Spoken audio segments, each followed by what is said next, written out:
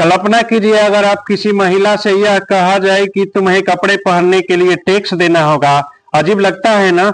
लेकिन इतिहास में भारत की धरती पर एक समय ऐसा भी था जब महिलाओं के शरीर पर टैक्स लगाया गया था। आज हम जानेंगे क्या था स्तन टैक्स, किस पर लगाया गया था और क्या जो हम सोशल मीडिया पर सुनते हैं वह सच है। दोस्तों सबसे पहले हम जानेंगे कि स्तन टैक्स क्या था। दोस्तों सबसे पहले हमें यह समझना होगा कि स्तन टैक्स आखिर था क्या, क्योंकि जब तक हम इसकी जड़ नहीं समझेंगे तब तक इसकी सच्चाई भी नहीं समझ पाएंगे। थोड़ा पीछे चलते हैं। आज से करीब 200 से 300 साल पहले जब भारत आजाद नहीं था तब संविधान नहीं था और जब इंसान की पहचान उसके काम या इंसानियत से नहीं बल्कि उसकी जाति से तय होती थी। केरल के त्रावणकोर में राज्य में एक कर प्रचलित था जिसे मलयालम भाषा में कहा जाता था मुलकरम, यानी स्तनों पर लगाया गया कर।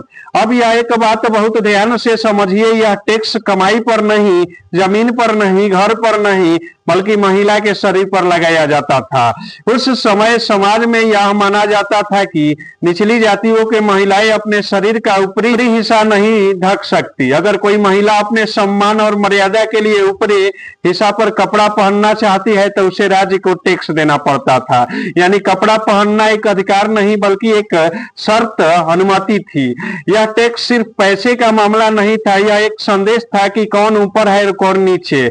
मुल्क क्रम दरअसल जातिगत व्यवस्था को बनाए रखना एक औजार था जिसके जरिए यह तय किया जाता था कि किस सम्मान मिलेगा और किससे नहीं।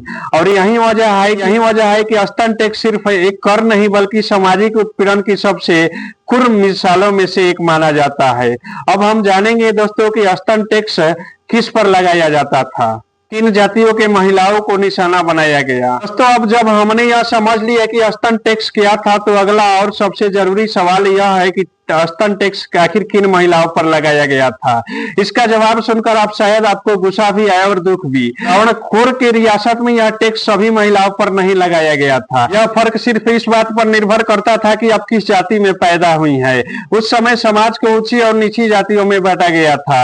ऊंची जातियों के महिलाओं को अपने शरीर को ढकने का अधिकार था, लेकिन निचली जातियों के महिलाओं को अधिकार छीन लिया गया था। निचली जातियों जैसे नादर एवं जया और अन्य अवार्ड समुदायों की महिलाएं अगर अपने शरीर को ऊपरी हिस्सा ढकना चाहती थी तो उन्हें मूल्य क्रम यानी स्तन टैक्स देना पड़ता था। यानी यह सवाल गरीबी या अमीरी का नहीं था, सवाल था आप किस जाति से जन्मी है। यह टैक्स महिलाओं के शरीर से ज्यादा उनकी इज्जत पहचान पर हमला था। कपड़ा पहनना यहाँ सम्मान का नहीं बल्कि सत्ता के नियंत्रण का प्रतीक बना दिया गया था।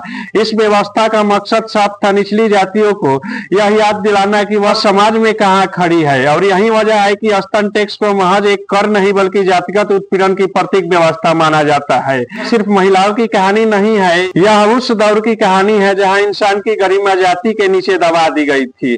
अब दोस्तों हम जानेंगे कि क्या स्तन टैक्स ब्राह्मणों ने लगाया था, सच्चाई क्या है। तो अब हम आते हैं इस वीडियो के सबसे ज्यादा विवादित सवाल पर। सोशल मीडिया पर आपने कई बार सुना होगा कि ब्राह्मणों ने स्तन टैक्स लगाया था, लेकिन सवाल यह है कि यह बात ऐतिहासिक रूप से सही है। सच्चाई जानने के लिए हमें भावनाओं से नहीं इतिहास के तथ्यों से बात करनी होगी। सबसे पहले यह समझिए किसी भी टैक्स को लगाने की ताकत किसके पास होती है। राजा के पास, राज्य शासन के पास, सत्ता के पास। त्रावणकोर रियासत में मूल्य क्रम यानी स्तन टैक्स राजा और सामंती शासन की कर व्यवस्था का हिस्सा था। इस राज्य के अधिकारी वसूलते थे, न कि किसी एक जाति के लोग। अब बात करते हैं ब्राह्मणों की। ब्राह्मण सामाजिक के ढांचे का हिस्सा जरूर थे, लेकिन कर लगाने या हटाने का अधिकार उनके पास नहीं था। हाँ, यह सच है कि पूरी जाति व्यवस्था ऊंची जाति का हो या नीची जाति का उस समय अमानवीय पूर्ण थी और उस निचली जातियों को भारी नुकसान हुआ। लेकिन इतिहास को तोड़ मरोड़ कर किसी एक जाति पर दोष डाल देना ना तो सच्चाई है और ना ही समाधान। अब हम दोस्तों आप लोगों को बताऊंगा नंगली के कहानी के बारे में जो विरोधी की एक आवाज बनी। दोस्तों जब भी स्तन टैक्स की बात होती है एक नाम बार बार सामने आता है, नंगेली। नंगेली कोई रानी नहीं, ना ही कोई ताकतवर इंसान, वह भी उन्हीं निचली जातियों में से एक महिला थी। इस पर यह न्यायपूर्ण टैक्स थोपा गया था। कहा जाता है कि नंगेली ने इस व्यवस्था को चुपचाप स्वीकार करने से इनकार कर दिया। जब उसे टैक्स मांगा गया तो उसने ऐसा विरोध किया जिसने पूरे समाज को झकझोर के रख दिया। यह कहानी अलग अलग रूपों में बताई जाती है।